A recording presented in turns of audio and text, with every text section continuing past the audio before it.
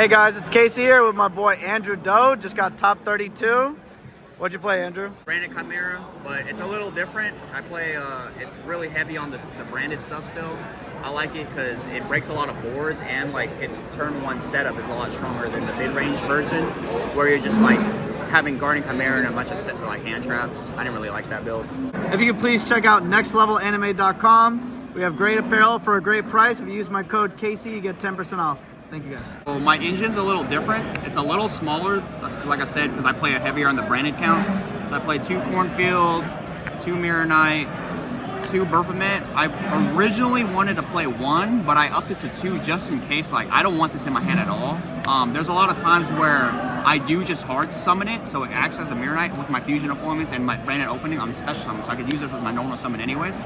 So yeah, it worked out. And I played just 1 Gazelle. And this version, you never want to draw it at all. You want to dump it off branded fusion every time, just because dumping this gets you access to your full combo. You're gonna get this, and then yeah. So I didn't feel a need to like play the standard build where you're maxing out all of these, because they kind of just get redundant. If like I noticed when I saw the peer list, this engine just gets redundant after a while. That you're just drawing too many normal summon cards, hard one-up effects. So that's all I played. And 1 Chimera Fusion, just because I only need the combo once. Once I get the whole combo, I win that game. So played 2 Aliber because I didn't play 3. It's just too many normal summons.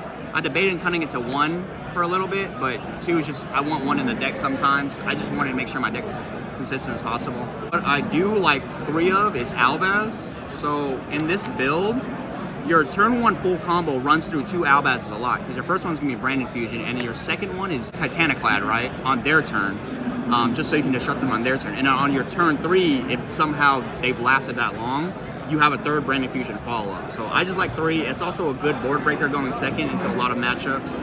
And it's also really good because like if you have this in Cartesia or this in Fusion opponent, you still get your Branded Fusion without playing the Branded Fusion. 2 Blazing Cartesia, 1 Guiding Quem, 1 Springen's Kit, and 1 Tri-Brigade Mercurier. Just opted for these. These are pretty standard. Like I said, the reason why I opted for the higher branded build is because this is the perfect bridge. Once the big Baphomet gets this guy out, then you get access to your Chimera and access to your real branded combo. So then you have like 8-9 layers of interruption, and then most of the time they can't play through that. Just the 1 call by, stops hand traps. And then for the branded cards, I play 1 Loss, card's insane. When you have your whole setup, or even just having it, this card's really good. 1 of this, I played 3 of this. So this is what I was saying, I was considering cutting Aluber down to 1, because I wanted to treat this like the Brilliant Fusion, where it's 3 of this and 1 Aluber. But at the end of the day, I realized when I was placing this in the deck, just summoning Aluber and not going near Chimera, it's still just as good, because it's still the real like branded setup, so you just have a pretty strong board there. Right, just helps consistency too, yep. Right? Yeah. Mm-hmm. 3 Branded Fusion, 3 Fusion Deployment. Almost MVP card of the day. The only reason why I say it almost is because I realize it doesn't do as much to Unchain, if I'm being completely honest, but it blows out anything that isn't Unchained. Like really, Cash Tira, Mirror, just anything, even Rogue. It's just Unchained. When they play correctly, all their stuff mainly has different attributes. Like I usually do take this out only versus them though, because I put another card on the side that I'll show you. Second MVP, my deck plays a lot of board breakers. I don't play a single hand trap at all, other than I guess if you count the bird. I chose to play this over Book of Moon just because it's a generic board breaker. It doesn't target.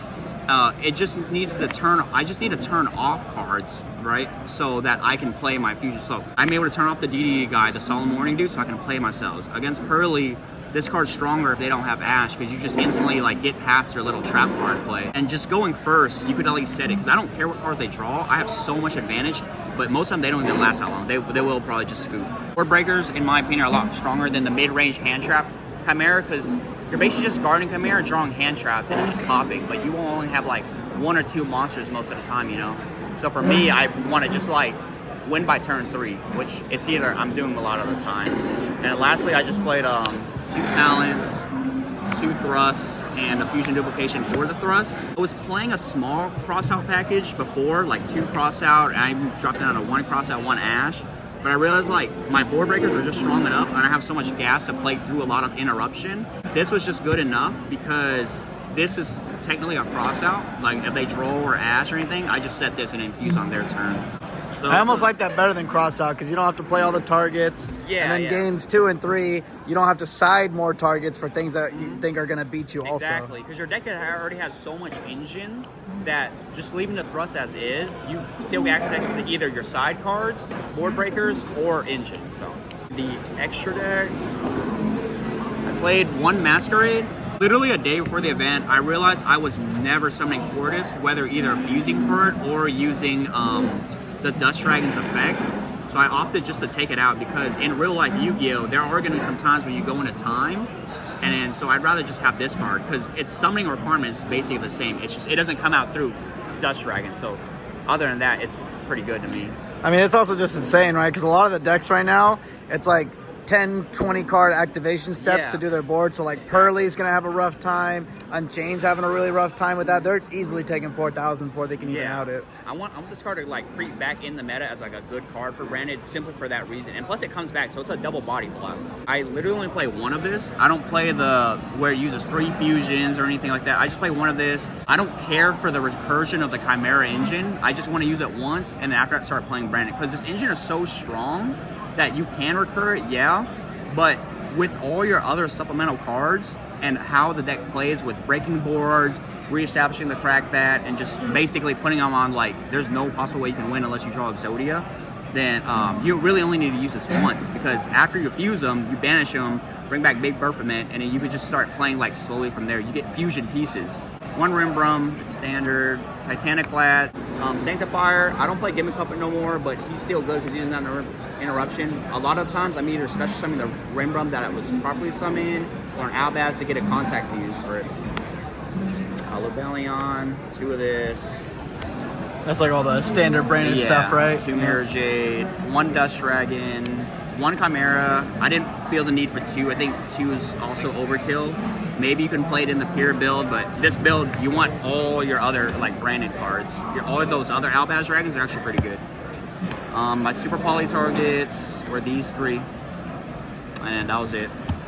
And for the side deck, I want to give a huge shout out to Fetty, Dennis, and Polly, the world champ, for Polly let me borrow these, and then Fetty put me on these.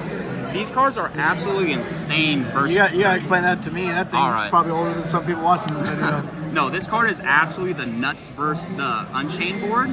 They have no real way to like negate this card. So either you play this on their DDD High Wave King, right?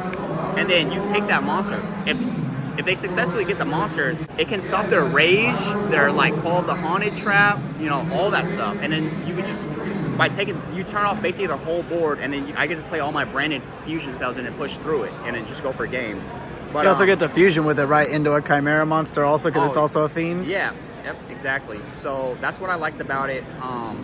Other decks, they can benefit with even more because you can just take the monster attack, make Zeus, you know. This card's absolutely insane. Like, these 4 cards, I feel like, are all you really need to set. Well, I guess these 6 versus Unchained. I mean, even though I lost Unchained in Top Cut, but just having 4 copies of these, even if you play Thrust 2, like 6 or 7 copies of that, you just really want to take the DD guy, and then, yeah, they won't really be able to play this. This card is actually insane. Like, I expect everyone to really just side 3 or these 4 cards versus them until the Unchained figures out a way to play around this, because they're not playing around this.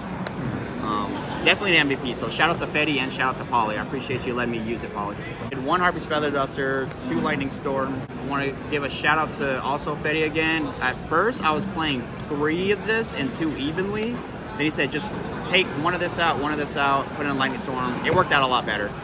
It was a lot more fluid. This was like very situational, so I'm glad I only sided for 1 of it. This card sucked. I'm not even gonna explain it. It sucks. This card, it's safe to have. This card, to me, I consider like Nibiru. Like, it's safe to have. It's kind of situational, but if you have it versus the matchup that you need it for, it's gonna be really good. Didn't side in at all, but I don't mind having 3 of it in my side deck, you know. And then the 1 D-Barrel, because I play 2 Thrusts, or if I go first versus Pearly. And then, yeah, this card's not that good, but it's okay. Other than that, yeah, that's my whole deck. Sounds good. Thank you, Doe. I'm really happy for you. Yeah. Another top cut. Absolutely love the mat. The mat's gorgeous. I just wanted to give a shout out. Like, obviously, shout out to you, Kyle. Shout out to all my friends back in NorCal. Shout out to my brother Lex right here. Shout out to everyone in our group chat, the ABG's group chat. You know, all y'all. I love all y'all. We do some good testing. Shout out to my boy Adam Miai, one of my day one friends too. Shout out to Urena for also topping with me. You know, other than that, shout out to Anthony Vang and his crew. Appreciate all of you, okay? I appreciate the love. Andrew Amaro, everyone who was rooting for me. I'm sorry I didn't go further, but